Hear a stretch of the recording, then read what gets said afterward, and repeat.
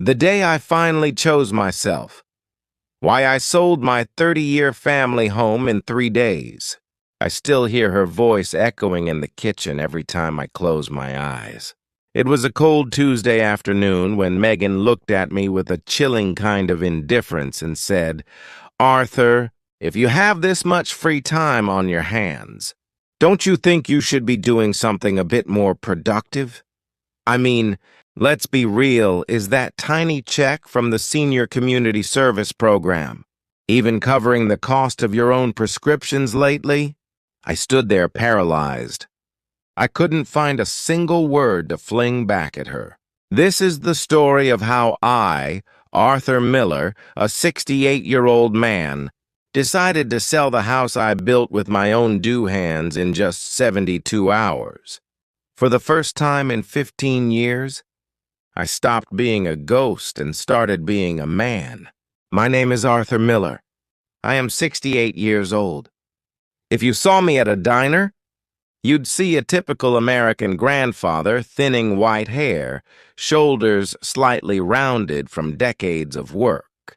15 years ago, my world collapsed when my wife, Sarah, lost her battle with cancer.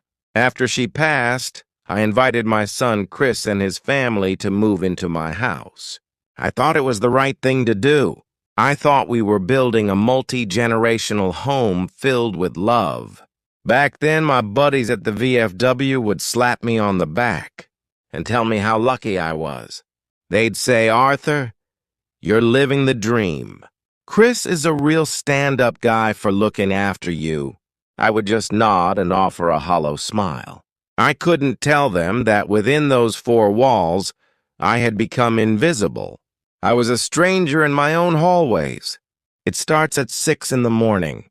The Michigan winter air is brutal. I wake up early and fold my blankets with military precision, moving like a shadow so I don't disturb the real family. My bedroom is the small den off the back, a room that used to be for storage. It is the only corner of this house where I am allowed to exist without being an inconvenience. I get ready for my shift with the SCSEP, the Senior Community Service Employment Program. It's a government-funded initiative that puts seniors to work in community roles. I wash my face with freezing water and sneak into the kitchen. Megan is usually there, staring at her phone. "Morning, Arthur," she'll say, her voice as flat as a highway. "Morning, Megan," I'll reply. "Have a good one," she says, already scrolling past my existence. There is no warmth, only the cold acknowledgement of a functional object in the room. I remember when Sarah was alive, this kitchen used to smell like bacon and maple syrup. Now it feels like a morgue. As I walk to my car, I see the kitchen light flick off before I've Simgeo pulled out of the driveway. It's as if they can't wait to erase the fact that I was even there. My job involves cleaning up local parks. I make about $12 an hour through the SCSEP program. Back when I was a senior VP at a manufacturing firm, that wouldn't have covered a single business lunch. But now that meager paycheck is my rent. It justifies my presence in the house I paid for. I spend 4 hours a day raking dead leaves in the biting wind. My coworker Bill is a good man. But Bill has a wife who packs him a lunchbox every day, with a little note that says, "Love you." He asked me what Megan had packed for me. I felt a sharp pang and lied. "Oh, the kids are so busy, Bill. I prefer grabbing a slice of pizza." The truth was a dry turkey sandwich I'd made myself at midnight. I had asked Megan once if she could make an extra sandwich. When she did the kids' lunches, she looked at me as if I'd asked for a kidney. "Arthur, honestly, I'm juggling work and the kids' schedules." "You have nothing but time. Surely you can manage to feed yourself if you don't stay active. You're going to slide into a nursing home faster than you think." The threat was clear. From that day on, I never asked for a crumb. Then came the first real insult. Megan walked into my room without knocking. "Arthur, your SCSEP check hit your account yesterday." Right? The utility bill is insane. Are you running a space heater? I told her I just used an extra blanket. She didn't care. She told me she needed $400 from my check because Chris needed a tune-up on his SUV. Out of my $900 monthly income, $400 went to them. After gas and heart medication, I had nothing left. Chris makes six figures. Megan buys designer bags. But they took my money like it was a tax they were entitled to.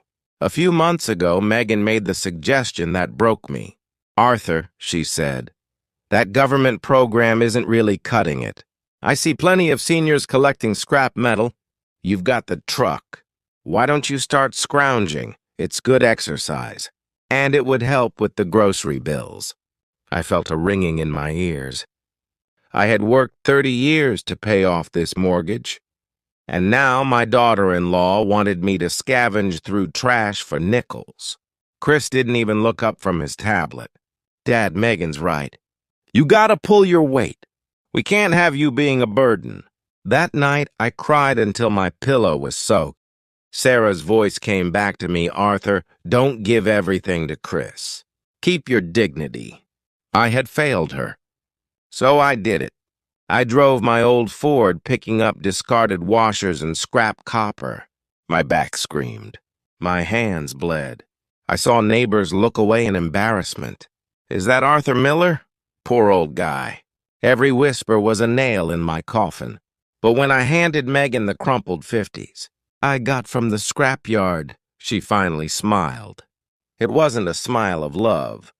It was the smile of someone who had successfully broken a horse. The breaking point was Thanksgiving. My cousin Mike asked how I was doing. Before I could answer, Megan chirped, "Oh, Arthur is doing great. He started a little scrap business to keep active." It's so inspiring. The room went silent.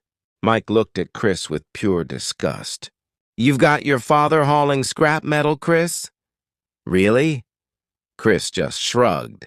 I felt my soul shrivel up. I went to my den and locked the door. I pulled out a small locked briefcase. Inside was a secret. Over 30 years of 401k contributions, life insurance from Sarah, and a smart tech investment had grown quietly. The balance was $2,300,000. I had kept it as a safety net. But as I heard Megan laughing in the living room about how much the new roof would cost, I realized she wasn't waiting for me to be part of the family. She was waiting for me to die so she could have the house. I made the call the next morning. I put the house on the market for a cash buyer and a 3-day closing. 2 days later, the wire transfer hit.